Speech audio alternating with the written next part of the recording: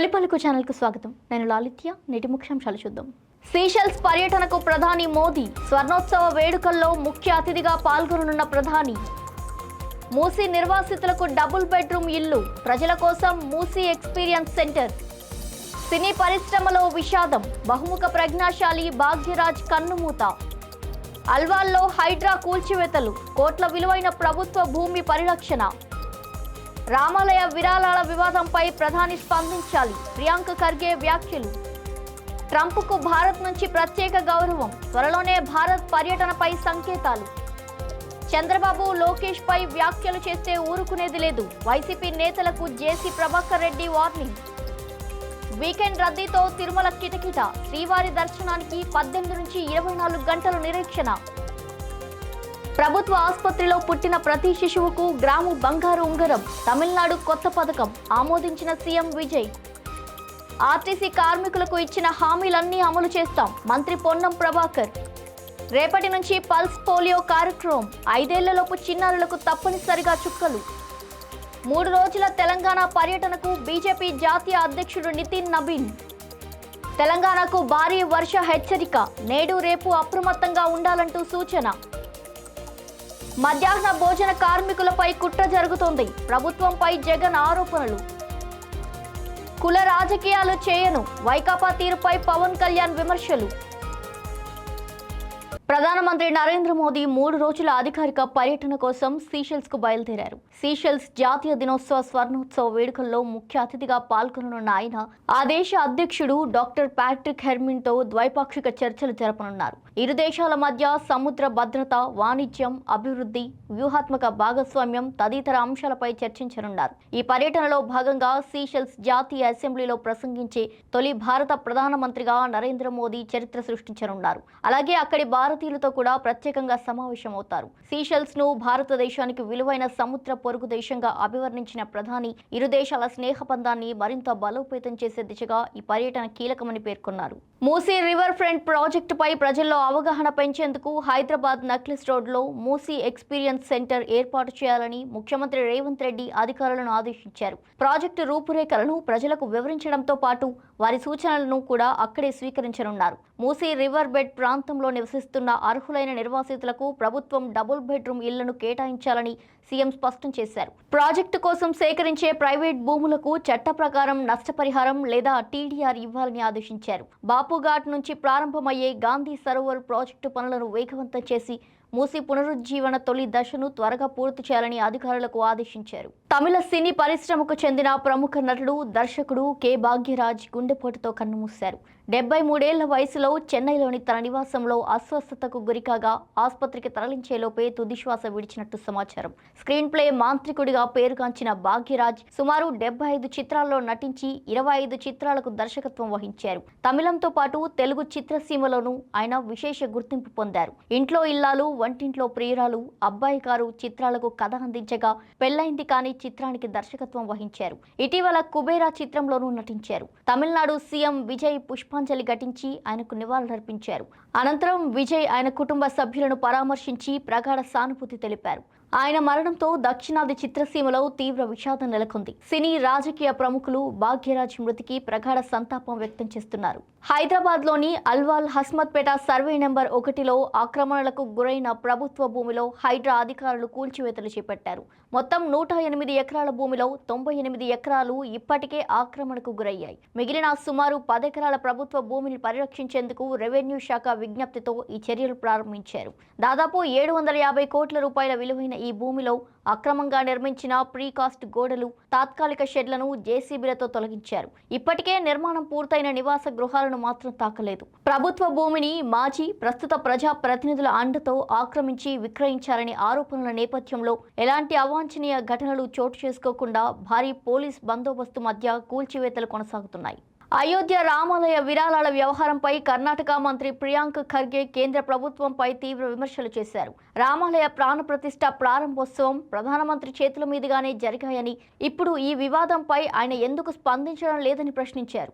రామభక్తుల మనోభావాలతో ఎవరు ఆడుకున్నారో ప్రజలకు చెప్పాలని ఆయన డిమాండ్ చేశారు. మతం పేరుతో రాజకీయాలు చేస్తూ రాముడి పేరుతోనే కొందరు దోపిడీకి పాల్పడుతున్నారంటూ ఆరోపించారు. ఇక ఇదే సమయంలో దావణగేరేలో పాకిస్తాన్ సంబంధాల అనుమానంతో అరెస్టైన వ్యక్తిపై స్పందించిన ఖర్గే అతన్ని అదుపులోకి తీసుకొని జాతీయ దర్యాప్తు సంస్థతో విచారణ జరిపిస్తున్నామని తెలిపారు. దర్యాప్తు సంస్థ సూచనల మేరకు తదుపరి చర్యలు తీసుకుంటామని వారు స్పష్టం చేశారు. అమెరికా అధ్యక్షుడు డొనాల్డ్ ట్రంప్కు హైదరాబాద్లో ప్రత్యేక గౌరవం లభించింది. అమెరికా కాన్సులేట్ సమీపంలో ఓ రహదారికి ట్రంప్ పేరు పెట్టగా ఆ కార్యక్రమానికి సంబంధించిన చిత్రాలను ట్రంప్ తన అధికారిక సోషల్ మీడియా వేదికగా పంచుకొని తెలంగాణ ప్రభుత్వానికి కృతజ్ఞతలు తెలిపారు. ఇక ఇదే సమయంలో అమెరికా విదేశాంగ మంత్రి మార్కో రూబియో ట్రంప్ త్వరలోనే భారత్లో పర్యటించే అవకాశం ఉందని వెల్లడించారు. పర్యటన ఏర్పాట్లపై చర్చించేందుకు ఈ ఏడాది చివర్లో తాను భారత్కు వస్తానని చెప్పారు. భారత్ అమెరికా సంబంధాలు మరింత బలపడుతున్నాయని, ప్రధాని నరేంద్ర మోదీతో ట్రంప్కు మంచి అనుబంధం ఉందన్నారు.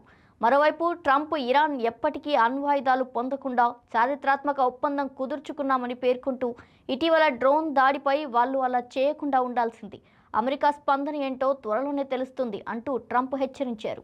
తాడిపత్రిలో వైసీపీ నేతలపై మాజీ ఎమ్మెల్యే, మున్సిపల్ చైర్మన్ జేసీ ప్రభాకర్ రెడ్డి తీవ్ర స్థాయిలో విరుచుకుపడ్డారు. ముఖ్యమంత్రి చంద్రబాబు, మంత్రి నారా లోకేష్ల గురించి ఇష్టానుసారం మాట్లాడితే సహించబోనని, దానికి తగిన సమాధానం ఇస్తానని హెచ్చరించారు.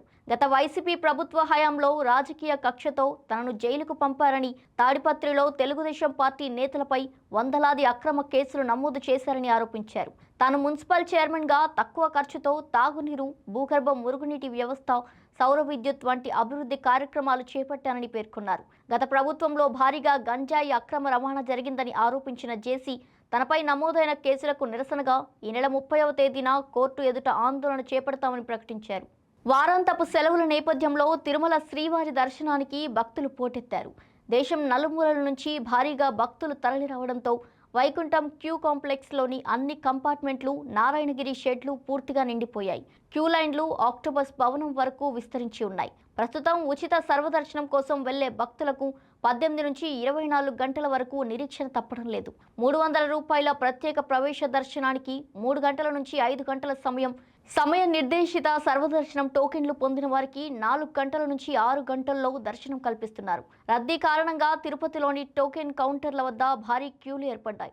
టోకెన్లను నిర్ణీత సమయానికి ముందుగానే జారీ చేశారు. భక్తులకు ఇబ్బందులు కలగకుండా టీటీడీ అల్పాహారం, తాగునీరు, పాలు, అన్నప్రసాదాలను విస్తృతంగా అందిస్తూ ప్రత్యేక ఏర్పాట్లు చేసింది. తమిళనాడు ప్రభుత్వం మరో వినూత్న సంక్షేమ పథకానికి శ్రీకారం చుట్టింది. ప్రభుత్వ ఆసుపత్రుల్లో జన్మించే ప్రతి శిశువుకు 1 గ్రాము బంగారు ఉంగరాన్ని బహుమతిగా అందించే పథకానికి ముఖ్యమంత్రి విజయ్ ఆమోదం తెలిపారు. ఈ పథకం అమలుకు రాష్ట్ర ప్రభుత్వం 755,83,00,000 రూపాయలు కేటాయించింది. ప్రభుత్వ ఆసుపత్రుల్లో ప్రసవాలకు మరింత ప్రోత్సహించడంతో పాటు నవజాత శిశువుల కుటుంబాలకు ప్రోత్సాహం అందించడమే ఈ పథకం లక్ష్యంగా ప్రభుత్వం వెల్లడించింది. ఎన్నికల సమయంలో ఇచ్చిన కీలక హామీల్లో ఇదొకటని పేర్కొంటూ రాష్ట్ర వ్యాప్తంగా త్వరలోనే ఈ పథకాన్ని అమలు చేయనున్నట్టు అధికారులు తెలిపారు. ఆర్టీసీ కార్మికులకు ప్రభుత్వం ఇచ్చిన ప్రతి హామీని దశల వారీగా అమలు చేస్తున్నామని రవాణా శాఖ మంత్రి పొన్నం ప్రభాకర్ స్పష్టం చేశారు. కార్మిక సంఘాల ప్రజా ప్రతినిధులతో సుదీర్ఘ చర్చల అనంతరం 32 డిమాండ్లలో 29 అంశాలు ఆర్టీసీ యాజమాన్యం పరిధిలోనే పరిష్కార దిశగా చర్యలు చేపట్టామన్నారు. మిగిలిన 3 కీలక అంశాలైన గుర్తింపు సంఘాల ఎన్నికలు, 2021 వేతన సవరణ, ప్రభుత్వంలో విలీన ప్రక్రియపై ప్రభుత్వం చర్యలు కొనసాగిస్తుందని తెలిపారు. జూలై నెల జీతాల నుంచి 11% వేతన సవరణ అమల్లోకి వస్తుందని వెల్లడించారు. కార్మికుల ప్రయోజనాల కోసమే ముందుగా గుర్తింపు సంఘాల ఎన్నికలు నిర్వహించి ఆ సంఘం ప్రతినిధులను విలీన కమిటీలో చేర్చనున్నట్టు చెప్పారు. విలీన ప్రక్రియలో భవిష్యత్తులో ఎలాంటి సమస్యలు తలెత్తకుండా అన్ని జాగ్రత్తలు తీసుకుంటున్నామని, కొందరు కార్మిక సంఘాల నాయకులు అసత్య ప్రచారాలతో కార్మికులను తప్పుదోవ పట్టించవద్దని మంత్రి పొన్నం స్పష్టం చేశారు. రాష్ట్ర వ్యాప్తంగా జూన్ 28వ తేదీన నిర్వహించే పల్స్ పోలియో కార్యక్రమాన్ని విజయవంతం చేయాలని వైద్య ఆరోగ్య శాఖ మంత్రి దామోదర రాజనరసింహ పిలుపునిచ్చారు. నవజాత శిశువుల నుంచి 5 ఏళ్లలోపు ప్రతి చిన్నారికి తప్పనిసరిగా పోలియో చుక్కలు వేసేందుకు ప్రభుత్వం అన్ని ఏర్పాట్లు పూర్తి చేసినట్టు తెలిపారు. రేపు రాష్ట్ర వ్యాప్తంగా ఏర్పాటు చేసిన పోలియో బూత్లలో చుక్కలు వేయనుండగా ఈ నెల 29, 30 తేదీల్లో ఇంటింటికి వెళ్లి మిగిలిన చిన్నారులకు పోలియో చుక్కలు వేయనున్నారు. హైదరాబాద్, రంగారెడ్డి, మేడ్చల్, మల్కాజ్గిరి, సంగారెడ్డి జిల్లాల్లో పట్టణ ప్రాంతాల రద్దీ దృష్ట్యా జూలై 1వ తేదీన అదనంగా మరో రోజు ఈ కార్యక్రమాన్ని కొనసాగించనున్నట్టు మంత్రి వెల్లడించారు. ప్రతి తల్లిదండ్రులు తమ చిన్నారులకు తప్పనిసరిగా పోలియో చుక్కలు వేయించాలని విజ్ఞప్తి చేశారు. బీజేపీ జాతీయ అధ్యక్షుడు నితిన్ నబీన్ ఈ నెల 28 నుంచి 30వ తేదీ వరకు 3 రోజుల పాటు తెలంగాణలో పర్యటించనున్నారు. ఈ సందర్భంగా పార్టీ సంస్థాగత బలోపేతంతో పాటు విద్యార్థులు, ఆదివాసీలు, ప్రజా ప్రతినిధులు, పార్టీ శ్రేణులతో వరుస సమావేశాలు నిర్వహించనున్నారు. తొలి రోజు శంషాబాద్, రంగారెడ్డి జిల్లా బీజేపీ కార్యాలయాన్ని ప్రారంభించడంతో పాటు వర్చువల్ విధానంలో మరో 10 జిల్లా కార్యాలయాలను ప్రారంభిస్తారు. అనంతరం హైదరాబాద్లో బూత్ అధ్యక్షుల మహాసభలో పాల్గొని పార్టీ శ్రేణులకు దిశానిర్దేశం చేయనున్నారు. రెండో రోజు విద్యార్థులతో సమావేశమైన అనంతరం వరంగల్లో ఆదివాసీలతో ప్రత్యేక సమావేశంలో పాల్గొంటారు. చివరి రోజు రాష్ట్ర బీజేపీ పదాధికారులతో సమీక్షా సమావేశం నిర్వహించి ఢిల్లీకి తిరుగు ప్రయాణం కానున్నారు. తెలంగాణలో పార్టీని మరింత బలోపేతం చేసి అధికారంలోకి తీసుకురావడమే ఈ పర్యటన ప్రధాన లక్ష్యమని రాష్ట్ర బీజేపీ అధ్యక్షుడు రామచంద్రరావు తెలిపారు.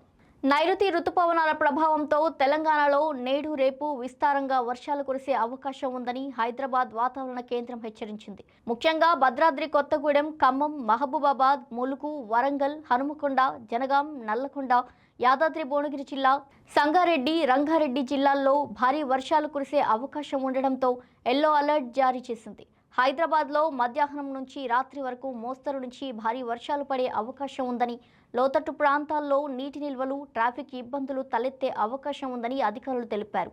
ఉరుములు, మెరుపులతో పాటు గంటకు 30 నుంచి 40 కిలోమీటర్ల వేగంతో ఈదురుగాలులు వీచే అవకాశం ఉన్నందున ప్రజలు అత్యవసరం అయితేనే బయటకు రావాలని, చెట్ల కింద, విద్యుత్ స్తంభాల సమీపంలో నిలబడకుండా జాగ్రత్తలు పాటించాలని వాతావరణ శాఖ సూచించింది. మధ్యాహ్న భోజన పథకంలో పనిచేస్తున్న సుమారు 85,000 మంది అక్క చెల్లెమ్మల ఉపాధితో రాష్ట్ర ప్రభుత్వం చెలగాటమాడుతుందని వైఎస్ఆర్ కాంగ్రెస్ పార్టీ అధ్యక్షుడు వైఎస్ జగన్మోహన్ రెడ్డి ఆరోపించారు. స్మార్ట్ కిచెన్స్ పేరుతో కార్మికులను తొలగించి వారి స్థానంలో కొత్త వ్యవస్థ తీసుకొచ్చేందుకు ప్రయత్నిస్తున్నారని విమర్శించారు. గత 2 నెలలుగా కార్మికులకు జీతాలు కూడా చెల్లించలేదని ఆరోపించారు. తమ ప్రభుత్వ హయాంలో వారి వేతనాలను 1,000 రూపాయల నుంచి 3,000కు పెంచినట్టు గుర్తు చేసిన జగన్ ఎన్నికల ముందు ఇచ్చిన హామీ మేరకు ప్రస్తుత ప్రభుత్వం వెంటనే బకాయిలను విడుదల చేసి జీతాలు పెంచాలని డిమాండ్ చేశారు. మధ్యాహ్న భోజన కార్మికులకు వైఎస్ఆర్సీపీ అండగా నిలుస్తుందని ఆయన స్పష్టం చేశారు. జనసేన అధినేత ఉప ముఖ్యమంత్రి పవన్ కళ్యాణ్ వైకాపా నేతలపై తీవ్ర విమర్శలు చేశారు. వైకాపా నేతలు విధానాలపై కాకుండా వ్యక్తిగత దూషణలకే ప్రాధాన్యం ఇస్తున్నారని మండిపడ్డారు. ఎన్నికల్లో ఘోర పరాజయం ఎదురైనా వారి వైఖరిలో మార్పు కనిపించడం లేదన్నారు. పార్టీ నేతలు కూడా హద్దులు దాటి మాట్లాడవద్దని స్పష్టం చేసిన పవన్ అలాంటి వ్యాఖ్యలను తాను ఎప్పటికీ ప్రోత్సహించబోనని తెలిపారు. కుల రాజకీయాలకు తాను పూర్తిగా వ్యతిరేకమని, ఎస్సీ, ఎస్టీ, బీసీ అనే విభజనలకు బదులుగా పిల్లలందరికీ ఒకే విధమైన హాస్టళ్లు ఉండాలని అభిప్రాయపడ్డారు. మంగళగిరిలో జరిగిన జనసేన నిర్మాణ సారథుల సమావేశంలో మాట్లాడిన ఆయన క్షేత్రస్థాయిలో పార్టీ కోసం కష్టపడిన కార్యకర్తలను గుర్తించి పారదర్శకంగా సమాచారాన్ని సేకరించాలని కమిటీలకు సూచించారు. ఇవి వాల్టి బులెటిన్ డీటెయిల్స్. మరో బులెటిన్తో మళ్ళీ కలుద్దాం. చూస్తూనే ఉండండి తొలి పలుకు న్యూస్.